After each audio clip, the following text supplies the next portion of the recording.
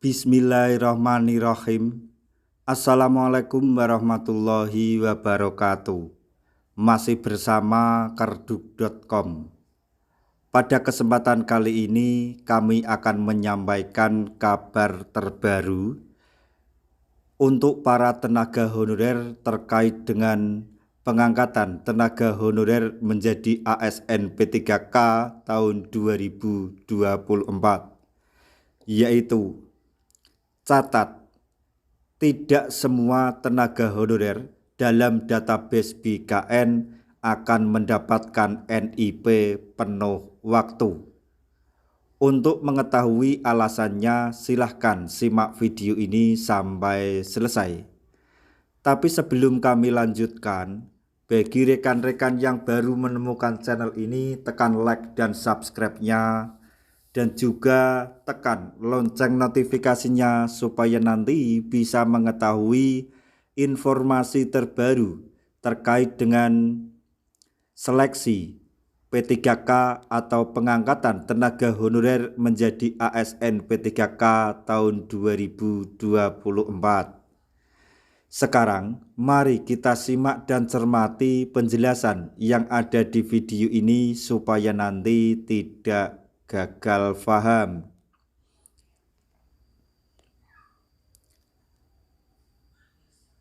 Tenaga honorer harus siap dengan kabar terbaru mengenai pendaftaran seleksi P3K. Per tahun 2024, tenaga honorer dalam database BKN akan menjadi salah satu prioritas. Namun sayangnya, Badan Kepegawaian Negara atau BKN telah menyampaikan bahwa menjadi prioritas saja itu tidak cukup. Sebagaimana telah dipaparkan pemerintah jauh-jauh hari bahwa dalam pengangkatan P3K akan terbagi menjadi dua kategori. Dua kategori tersebut yaitu kategori yang pertama P3K penuh waktu dan kategori yang kedua adalah P3K paruh waktu. Walaupun sudah masuk database BKN dan menjadi prioritas utama, ternyata pihak BKN masih mensyaratkan beberapa ketentuan. Jika tenaga honorer tidak melakukan syarat tersebut, maka sudah dapat dipastikan tidak akan mendapatkan NIP P3K penuh waktu. Selanjutnya, untuk dicatat, kelulusan P3K penuh waktu akan ditetapkan berdasarkan 1. Ketersediaan formasi, 2. Lolos seluruh rangkaian seleksi. Kemudian yang ketiga yaitu menjadi prioritas utama pengangkatan.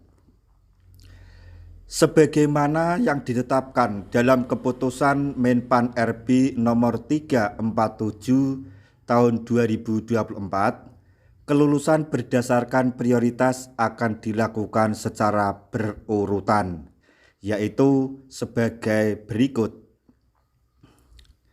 Urutan yang pertama yaitu pelamar prioritas atau pelamar prioritas guru dan D4 bidan pendidik tahun 2023. Kemudian urutan yang kedua yaitu X tenaga honorer kategori 2 atau honorer K2 X THK 2. Urutan yang ketiga yaitu tenaga non-ASN yang terdata dalam pangkalan data database BKN.